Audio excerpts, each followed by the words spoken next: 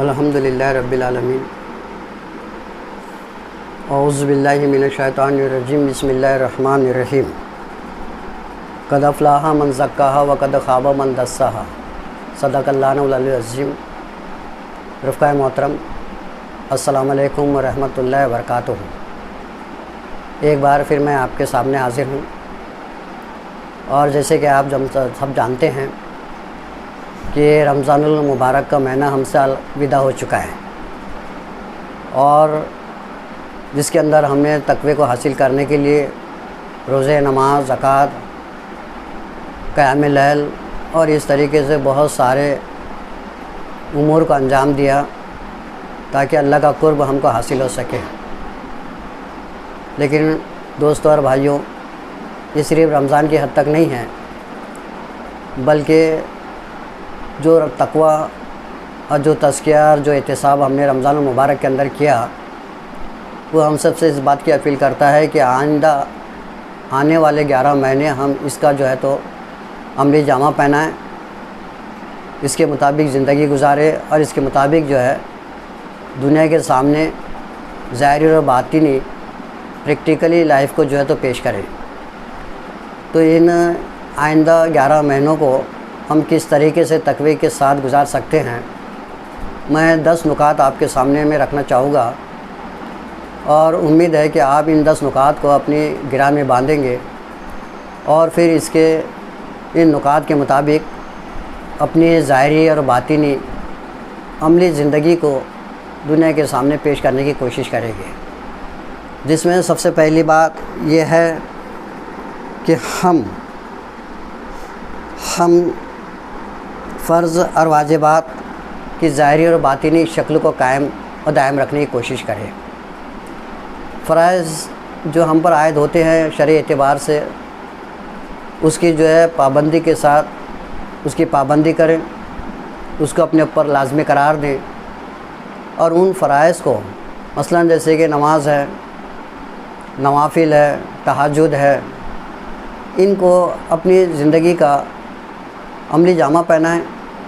اور کوشش یہ کرے کہ 5 وقتہ نمازیں ہماری اب جو ہے تو ضائع نہ ہو، بلکہ جس طریقے سے رمضان المبارک کے اندر پورے فکر کے ساتھ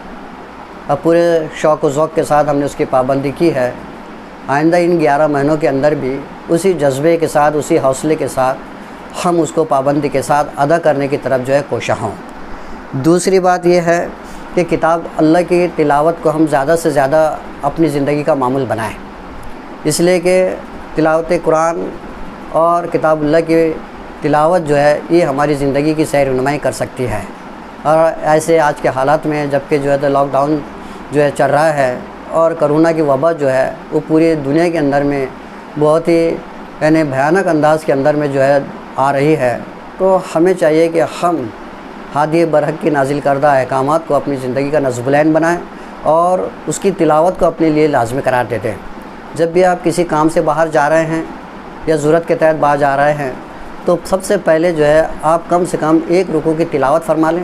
اور پھر اس کا ترجمہ اور تفسیر پڑھیں، پھر اس میں جو مین باتیں آئی ہیں اس کو 12 گھنٹے اپنے اوپر جو ہے تو جاری و ساری کرنے کی کوشش کریں۔ اس طریقے سے اگر آپ عمل کرتے ہیں تو انشاءاللہ تعالیٰ تلاوت قرآن کا حق جو ہے انشاءاللہ تعالیٰ ہم ادا کریں گے۔ تیسری بات جو ہے وہ یہ ہے کہ ہم جو ہے سیرت طیبہ یا سیرت صحابیہ یا سیرت صحابہ کا مطالعہ کریں، اس لیے کہ ہمیں جو روح جس لٹریچر سے مل سکتی ہے وہ سیرت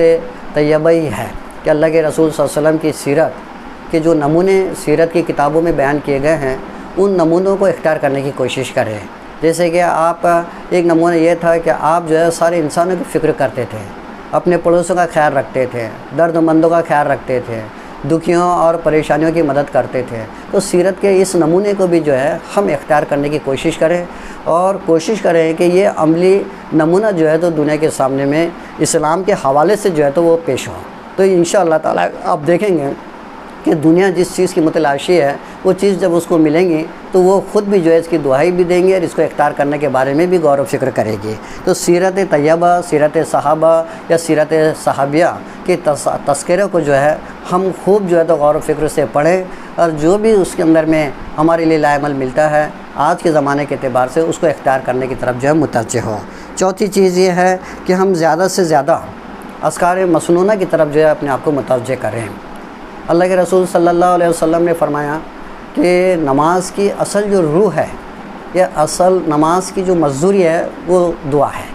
تو دعاؤں کو ہم کثرت سے جو ہے ادا کریں۔ جتنی زیادہ آپ جو ہے اس کو ادا کریں گے اور جتنا زیادہ آپ جو ہے اللہ تعالیٰ سے اپنے تعلقات کو استوار کریں گے، اتنا ہی قرب الہی جو ہے ہم کو نصیب ہوگا، اتنا ہی جو ہے اللہ تعالیٰ ہم سے جو ہے قریب ہوگا، اور تعلق باللہ جو ہے ہمارا اللہ سبحانہ تعالیٰ سے گہرا تر گہرا ہوگا۔ تو اس طرف جو ہے خاص طور سے توجہ دیں کہ نماز پڑھ کر جو ہے مختصر دعا کر جو ہے جلد سے جلد جو ہے مسجد سے جو ہے تو باہر نہ نکلیں، بلکہ زیادہ وقت جو ہے دعاؤں کے لیے وقف کریں، اور جو ہے تو اپنی حاجتوں کو، اپنی ضرورتوں کو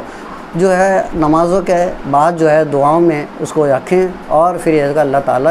تعالیٰ سے جو ہے انہی حوالے سے جو ہے دعائیں کریں۔ تو دعائیں مسنونہ کو جو ہے ہم اپنی زندگی کا معمول بنا لیں۔ اس کے علاوہ پانچویں چیز یہ ہے کہ ان نمازوں کے ساتھ ساتھ ہم جو ہے نوافل پر خاص توجہ دیں،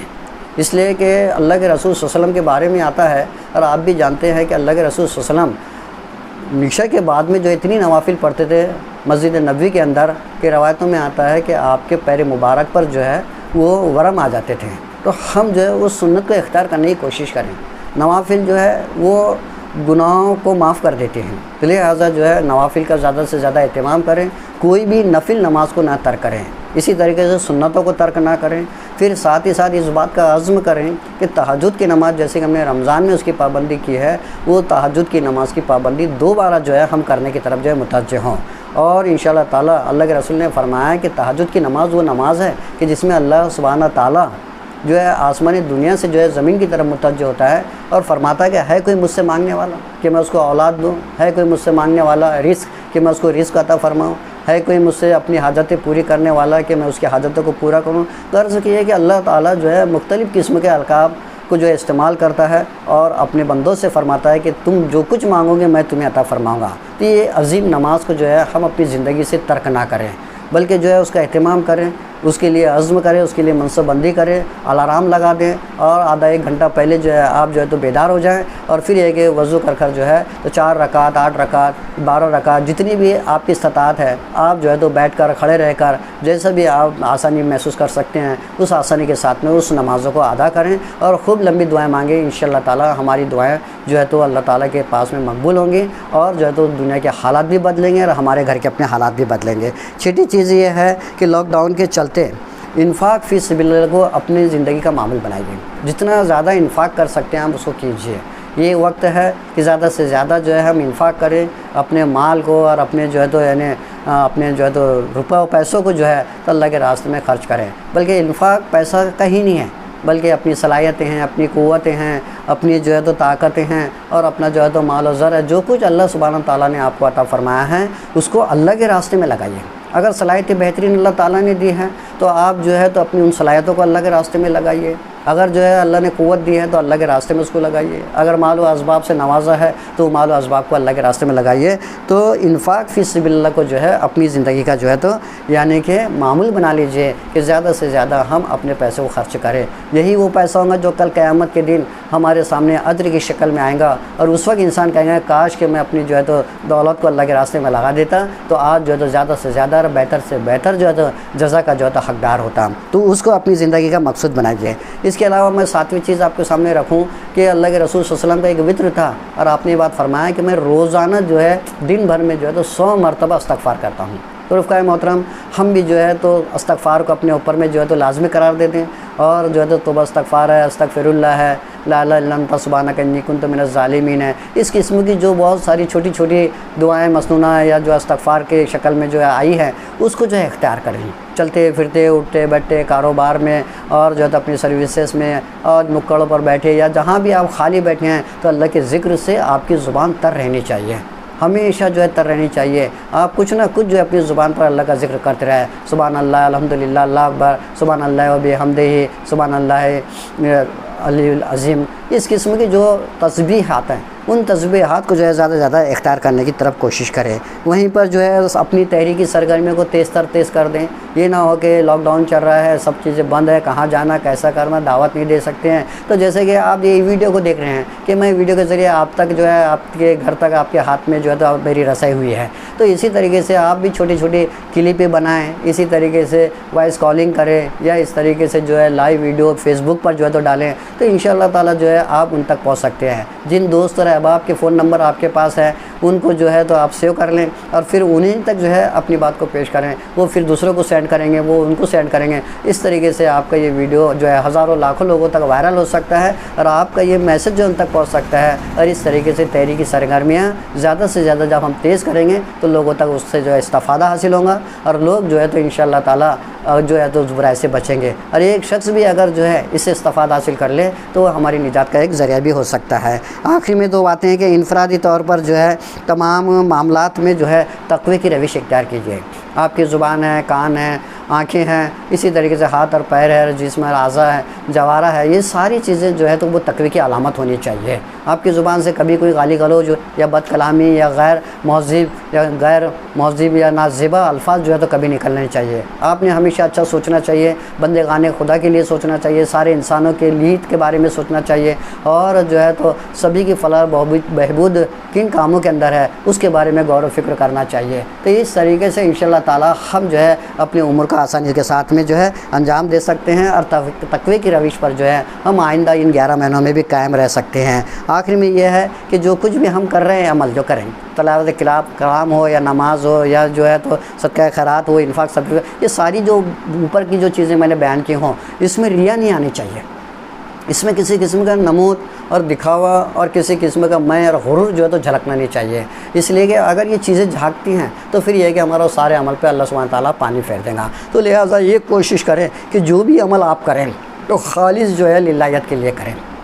اللہ کی خوشنودی کے لیے کریں، اللہ کی رضا کے لیے کریں، اس کے قرب کو حاصل کرنے کے لیے غرض سے کریں تاکہ جو ہے تو اللہ کا قرب اور اس کی رضا جو ہے ہم کو حاصل ہو. اور ریا، نمود، دکھاوا، غرور، غمان، انا، یہ ساری جو چیزیں ہیں اس کے اندر میں شامل حال نہ ہوں. اگر اس اخلاص کے ساتھ، اس للہیت کے ساتھ، اس خشیت الہی کے ساتھ اگر ہم جو ہے تو ان سارے امور کو انجام دیتے ہیں تو انشاءاللہ تعالیٰ ہمارا اصلاح نفس بھی ہوگا، تزکیہ نفس بھی ہوگا، اللہ کا قرب بھی نصیب ہوگا اور اللہ تعالیٰ کی بے بہا رحمتیں جو ہے وہ ہم کو حاصل ہوں گی. اور یہ جو کرونا جیسی وبا جو پوری دنیا کے اندر میں جو ہے انسانیت کے لیے یعنی جو ہے جان کا لیوا بن گئی ہیں، انشاءاللہ تعالیٰ جو ہے اس کا بھی خاتمہ ہوگا اور جو ہے تو اس دنیا کے اندر امن و سلامتی قائم ہوں گی اور انسانوں کے لیے جو ہے تو امن کا پیغام لے کر جو ہے ہم جو ہے تو دنیا کے سامنے میں جو ہے تو ایک مثالی کردار کو پیش کر سکیں گے. یہ چند باتیں تھیں جو بہت اختصار کے ساتھ میں نے آپ کے سامنے پیش کیا ہوں. میں اللہ سبحانہ تعالیٰ سے دعا کرتا ہوں کہ اللہ تعالیٰ مجھے اور آپ کو ان ساری باتوں کو سننے اور سمجھنے سے زیادہ جو ہے سختی کے ساتھ شعوری طور پر اس پر عمل کرنے کی توفیق، قوت و استطاعت عطا فرمائے.